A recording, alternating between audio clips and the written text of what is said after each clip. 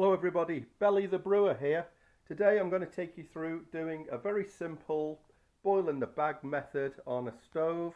I'm going to be making a Goose Island IPA clone which contains Maris Otter, Munich Crystal Malt Carapils with Centennial, Goldings, Fuggles and dry boil off with Fuggles Cascade and a bit of Cascade after 4 days or so. The British ale yeast, very small volume, aiming to get about 10 litres out of it. I'm boiling it up in a 18 litre brew pot which I bought for £18, and I'm using a Inkbird temperature controller to just get it right.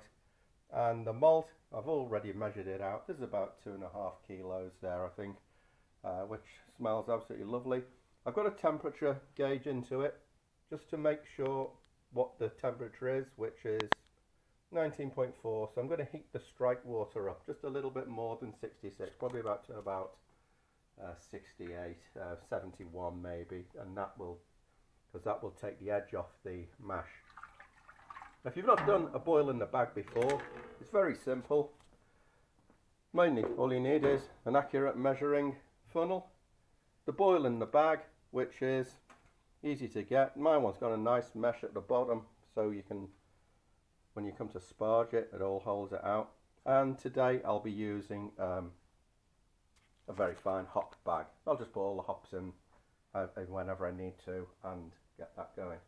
And a spoon, a stirrer, keep it going. So it's coming up to temperature. I'll edit this video up when it's got there, and then I'll go through the mashing process. Okay, the strike water's coming up to 67.6, pretty close here. I've got my grain in a small bucket, it's only a gallon bucket, doesn't take much. And the Inkbird, as it's getting hot, I'm going to drop that out, take that out for a moment. And when you start putting the grain in, it's very easy, you just get it in. And then what I do is, I just sprinkle it in a little bit at a time. If it looks like it's clumping, give it a bit of a stir. Just give that a bit of a stir now. Let's get it round a bit more. And just keep going. If you pour it in all at once, you tend to get big clumps, golf ball size, and you don't really want that. I'll turn the heat off now. And obviously we're aiming to get to the mash temperature of about 66 degrees, and we're going to maintain that for an hour. Oh, it smells lovely. I think this is one of the best parts of home brewing, seeing that stuff going in, knowing that it's going to be making lovely, lovely beer. I've actually changed this recipe slightly. I don't know where I got it from. I think I got it from Beersmith or someone like that. The Goose Island, I bought a few cans of it recently, and I think it's got mainly Cascade hops in it, but I'm gonna, for the dry hopping, I'm going to add a little bit of Citra Cascade, because I think it's needs that bit of Citra. I don't know, the world's gone Citra mad. So there goes the rest of my grain. Stir it all up. There you go, going a lovely, lovely consistency now. So that smells like nice porridge. I turn the heat off while I'm doing this. I'll just pop the Inkbird back in, see what the temperature is. There you go. It's a great thing, the Inkbird. It's very accurate. And of course you can connect it to a cooling system or a heating system, electrical, if you're using that. Keep stuff fermenting at the right temperature. It's coming up to 57. So just keep giving it a good stir now.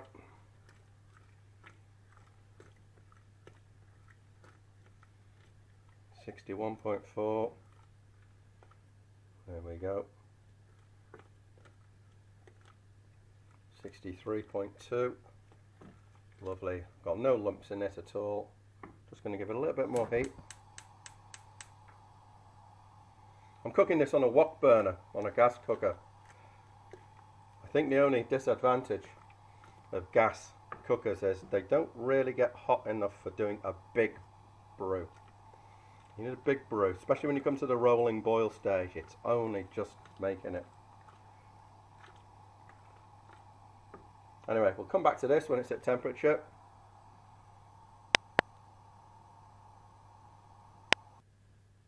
Right, here we go. I've got it to 66.7. It's going up and down a little bit, but I'm not worried about that too much at the moment.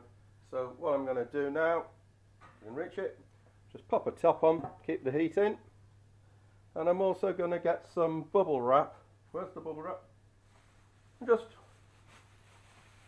put a bit of bubble wrap around it, keep the heat in, and go and have a cup of tea.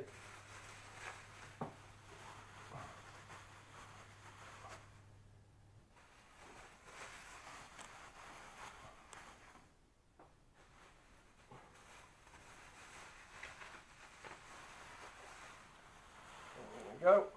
I'll just leave that and just give it a little stir every now and then. Make sure the temperature's right. If it gets too hot, I'll just add a bit of ice. Okay, get back to you later.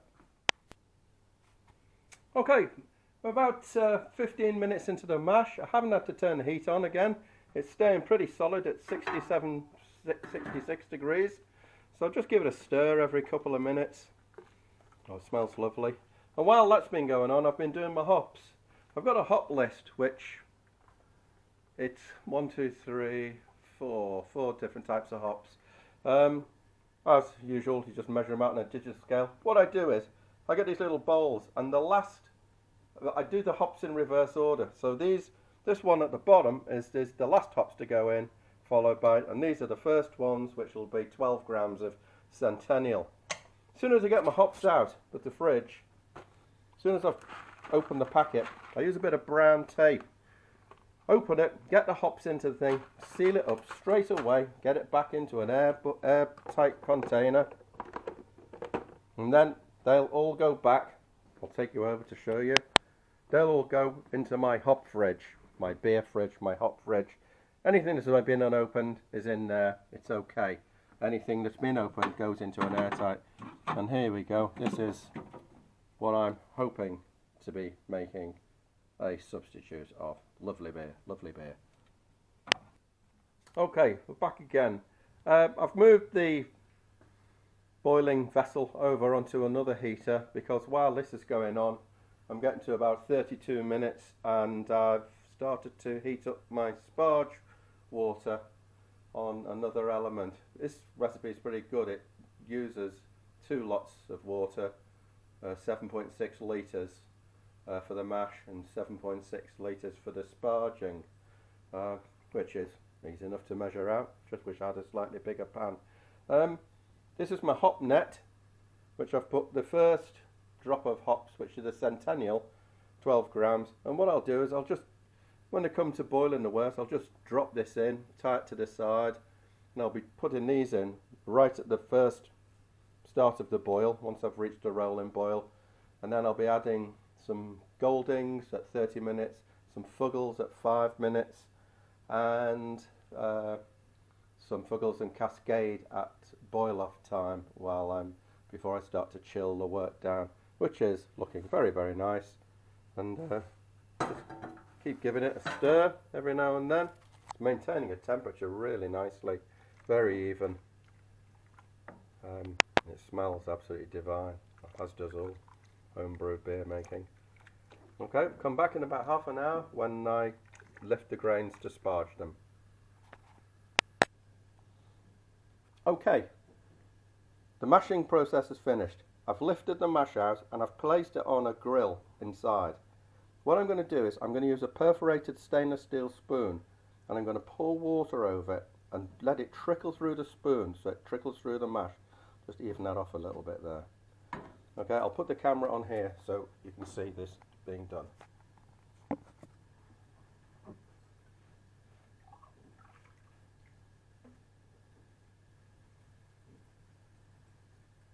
Keep moving it around so the water sprinkles out, doesn't go through in one run, which will create channels and it will just run straight through and miss out loads of goodness.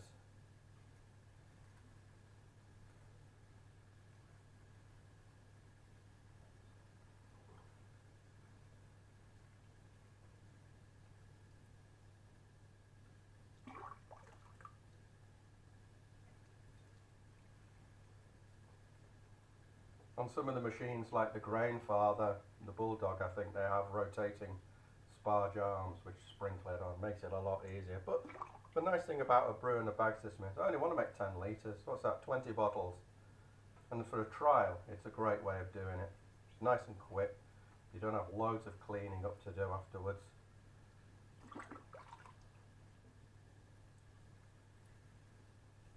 Anyway, I'll keep doing that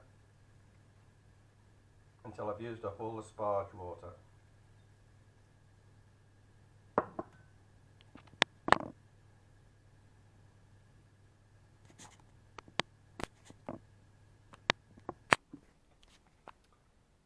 Right, I've finished with the sparge water. It's floating a little bit on the top now, but it is trickling through very slowly. And what I'm going to do now is I'm going to lift the grain bag up so the rest of the water trickles through. You have to be careful here. The water's about 70 to 74 degrees. Once again, lift it in, gather it in nice and carefully. Hold on, I'm going to get another pan.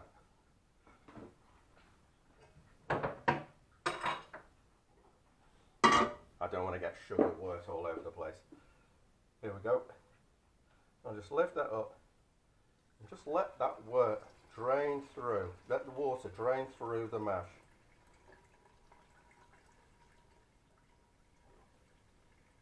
I don't have to get it all out yet. This is the nice thing about a grain bag. It's got the bigger holes at the bottom. It's not too hot. I wouldn't put my hands on it. I'll just pop that into the other pot I use for the sparge water. Right. Estimating I've got about 13 litres of wort there. So I'm going to turn it on to start the boil phase.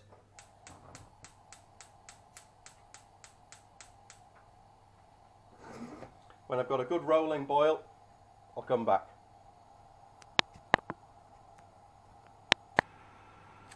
Right, it's starting to get close to the boil point. Here you can see, there's my grain bag. I squeezed a bit more out of it, get stuff out of the way and clean up a little bit while the boiling was starting.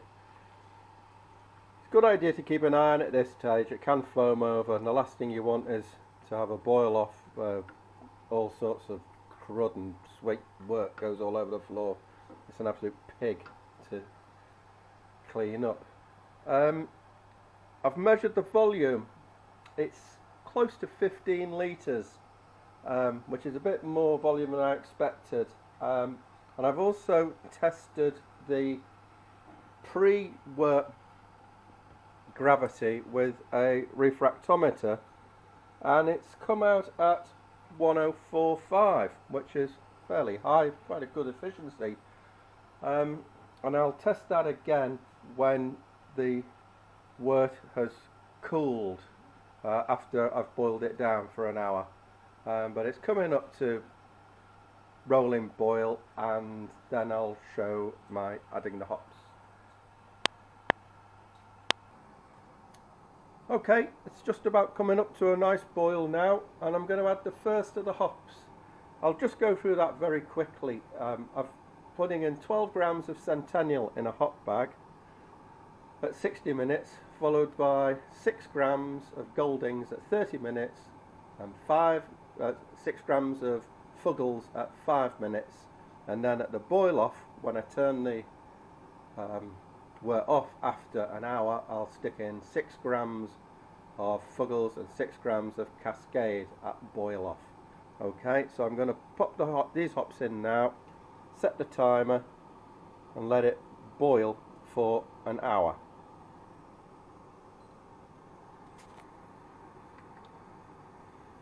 There you go, my beauties. And just give it a little push every now and then just to get all the flavour, all the bittering out of these lovely Centennial hops. Back in an hour.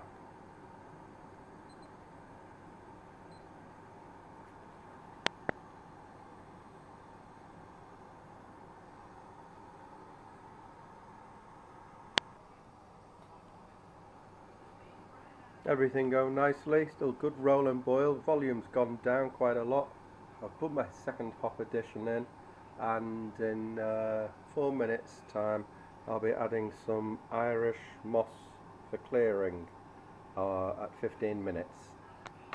And there's my tea.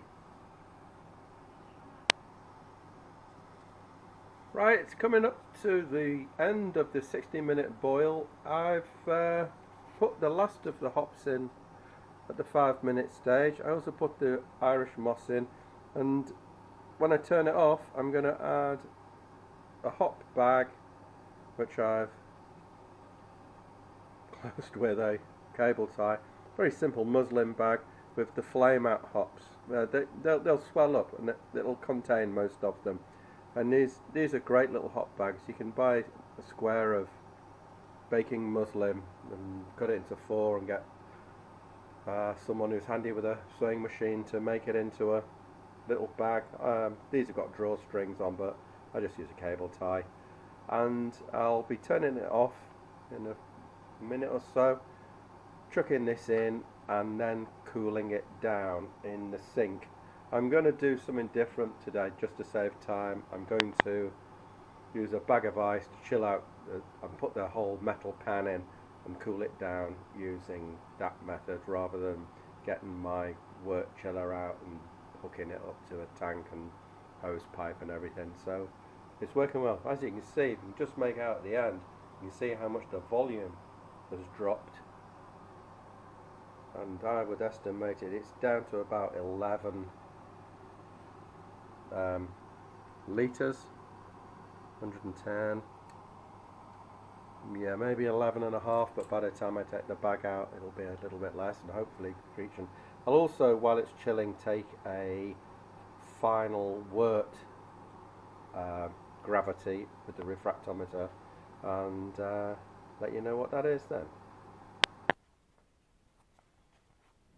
Right, so I'm chilling the wort down in the sink.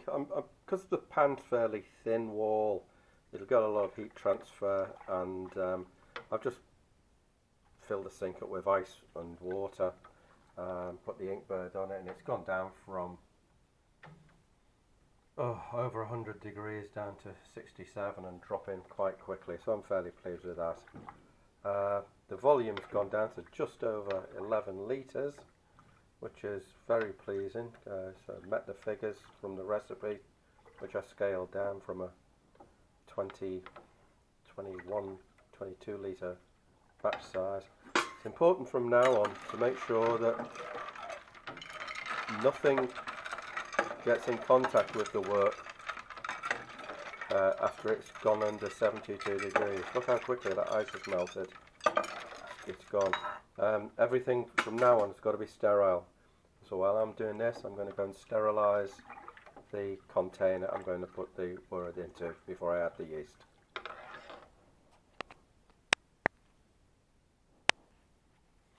Right, the wort's nearly chilled down. It's at 27.7 at the moment. It's chilling down nicely, quite quickly, to be honest. And what I'm doing now is I'm sterilising the 10-litre container, which is going in with some sodium percarbonate solution. I've already added the hot water and the right amount of thing, and what I'm going to do is just to clarify the brew, because it's got the Irish moss in. I'm going to put in a filter basket. We'll just clean it all up. I'll get everything in, and I'm going to pop the top on and just give it a good shake and let that sort of self sterilize. There we go. I've got the fermentation lock in place, and I'll give it all a good dousing with So I lock that in there and give everything a really good shake. So that percarbonate gets everywhere. The oxygen in that will sterilise it. Right, I've given that a good soak in percarbonate, and I'm just going to use a little bit of the solution to wash around the rim of my fermenting bucket, which, in case there's any bugs lurking, it is a new one actually, but a bit of this. I would advise you to wear rubber gloves if you're using this stuff a lot, because it does tend to dry your skin out greatly.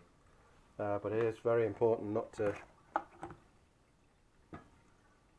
touch anything that hasn't been sterilised next to the work. And I'm just going to drip a little bit into the hole just to sterilise the inside. There we go. I can leave that there now. And my wort is down to 25. Sorry about the camera shaking, I'm doing everything with one hand. Yeah, it's down to 25 degrees now, 24.9. So that's the yeast I'm going to use. Will be okay at 18 to 23 degrees. So I'm going to transfer everything from the boiler into the fermenting vessel. Okay, I've filtered my beer into the fermenting vessel, and as you can see there's quite a lot of gunk inside the filter bag, so I think it's worth doing. And it's pretty clear now. Once again, any spills, use a sterilising solution soaked rag to mop any spills off. And I'm ready to pitch the yeast, which I'm going to, well, where's the yeast? There we go. I'm going to use a Mangrove Jack's M44 American style pale, American double IPA, American stout suitable beer. Only because I've got half a packet left from another trial brew. An English ale yeast is recommended, but this'll do the job. It'll make beer. And in a couple of days' time, I'll add some aroma hops. Well, first of all, before I add the yeast, I'm just going to give it a bit of a splash to get some oxygen into the water, into the wort, because it will have all been boiled out. Did I say I took an original gravity reading, which is 1058, which is going to be a strong beer when it's fermented out. It smells absolutely divine. I'm trying not to splash too much. I'll do this for about a couple of minutes and then add the yeast. And in a couple of days' time I'll go through it all again.